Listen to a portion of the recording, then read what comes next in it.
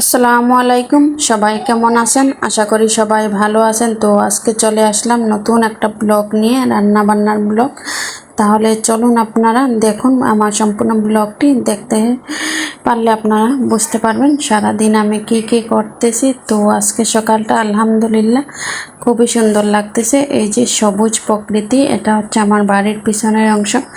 আল্লাহ তাআলার রহমতে খুব সুন্দরই একটা লেবু গাছ হয়েছে, মাশাআল্লাহ খুবই বড় হয়েছে, কিন্তু এটাতে কোনো লেবু আসে নাই এখনো। তো এই যে লেবুর ফুল আসতেছে কিছু, আবার ঝরে পড়ে যাচ্ছে, তো লেবু আসবে। তো এই যে লেবুর পাতাগুলো খুবই সুন্দর লাগতেছে এবং গ্রান আছে লেবুর পাতাতেও, খুব সুন্দর সুস্বাদু গ্রান। তো এই যে বিসমিল্লাহ বলে শুরু হলো। তো প্রথমে আমার পুচকুটাই ঘরটার ঝাড়ু দিয়ে দিচ্ছে আমাকে। তো বিসমিল্লাহ, তো প্রথমেই ঘুম থেকে উঠে সর্বপ্রথমে রুমগুলো পরিষ্কার করে নিচ্ছি, ঝাড়ু দিয়ে দিচ্ছি ভালোভাবে। এই যে চলে আসলাম এখন কিচেনে, সকালের নাস্তা তৈরি করব। তো আজকে ফ্রাইড রাইস রান্না করব, সেই জন্য পেঁয়াজ তেল দিয়ে ভালোভাবে ভেজে নিচ্ছি। তো এখন ফ্রাইড রাইসটা করে নেব, যাতে সকালের নাস্তাটা বাচ্চারাদেরও হয়ে যায়, আমারও হয়ে যায়। আমার বাচ্চারা কিন্তু আবার ফ্রাইড রাইস খুবই ওদের পছন্দের একটা খাবার, ওরা ফ্রাইড রাইসটা খুবই পছন্দ করে, খুবই ভালোবাসে খেতে। সেই জন্যই আমি করতেছি, কারণ বাচ্চাদের পছন্দ অনুযায়ী তাদের নাস্তা দিলে তারা পেট ভরে খায়, সেই জন্যই করে দিচ্ছি। তো ওই যে পুচকুটাকে সর্বপ্রথমে নাস্তা খাওয়িয়ে দিচ্ছি।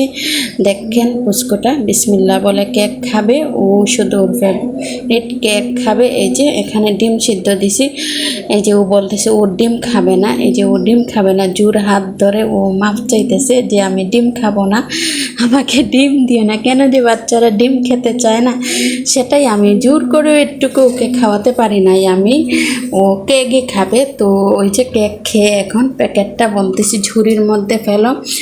তো ওই যে ফেললে চলে আসলো ও। তো আমার এদিকে আমাদের নাস্তাটাও হয়ে গেছে, নাস্তা মানে ফ্রাইড রাইসটা করছিলাম ওই যে। আর আমার বড় ছেলেটা দেখেন অনেক সুন্দর করে ঘর গুছাচ্ছে, উনি বইপত্র গুছাচ্ছে, উনি সারাদিনই ব্যস্ত থাকেন, স্কুল বন্ধ, সেই জন্য মায়ের সাথে সাথে কাজে হাত দিচ্ছেন, কাজ করতেছেন। তো এই যে সকালের নাস্তা আমরা করে নিচ্ছি, এই যে ফ্রাইড রাইস মা ছেলে একসাথেই বসে খাচ্ছে। এই যে উনি খুবই পছন্দের খাবার ওনার, তো পছন্দ অনুযায়ী খাবার পেয়ে উনি খুবই খুশি।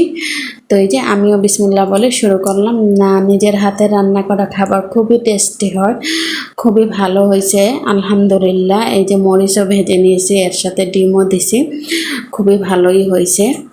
এখন চলে আসলাম দুপুরে রান্না বান্নাতে। সকালে খাওয়া দাওয়ার পর্ব শেষ, দুপুরে কি রান্না করব আজকে অনেকদিন পর ইচ্ছা করতেছে আলু ভর্তা আর ডাল রান্না করি, সেই জন্য এখানে আলু সিদ্ধ দিচ্ছি। আমি আলুটা সিদ্ধ দিয়ে দিচ্ছি, এই যে দিয়ে দিলাম। এই যে আমার আলু সিদ্ধ হয়ে গেছে, এখন আলুগুলাকে ভালোভাবে ছুলে নেব।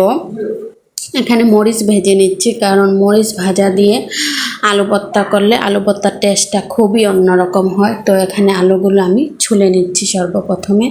এখানে পেঁয়াজ মরিচ ভাজা, পেঁয়াজও কুচি কুচি করে কেটে নিয়েছি। এই যে আলুগুলো ছুলে নিচ্ছি আমি, এই যে শেষ আলু ছোলা। এখন ফাইনালি আমি ভর্তাটা একসাথে মিক্সচার করে নিচ্ছি। এখানে সরিষার তেল দিয়েছি, পেঁয়াজ কুচি মরিচ ভাজা দিয়ে ভালোভাবে মেখে নিচ্ছি। এখন আলু ভর্তাটাকে একটু ভেজে নেব, একটু ভেজে নিলে কি হয়, লাল হয়, খেতে অন্যরকম একটু স্বাদ হয়। তো এখানে আবার ডাল বসিয়ে দিয়েছি, তো ডালটা আমার হয়ে যাচ্ছে। তো এই যে আমার ডালটা দেখতেছেন হয়ে যাচ্ছে। তো অল্প করেই রান্না করতেছি যাতে একবেলাতেই হয়ে যায়, শেষ হয়ে যায়, সেই জন্য খুবই অল্প অল্প রান্না করতেছি। তো ফাইনালি আমার রান্না বান্না শেষ, বিসমিল্লাহ দুপুরের খাবার শুরু করলাম, আলু ভর্তা আর সাথে ডাল। তাহলে আমার আজকের ব্লগ এই পর্যন্তই। সবাই ভালো থাকবেন, সুস্থ থাকবেন, আর আমার ভিডিওগুলো যদি ভালো লাগে অবশ্যই লাইক কমেন্ট শেয়ার দিয়ে সবাই পাশে থাকবেন।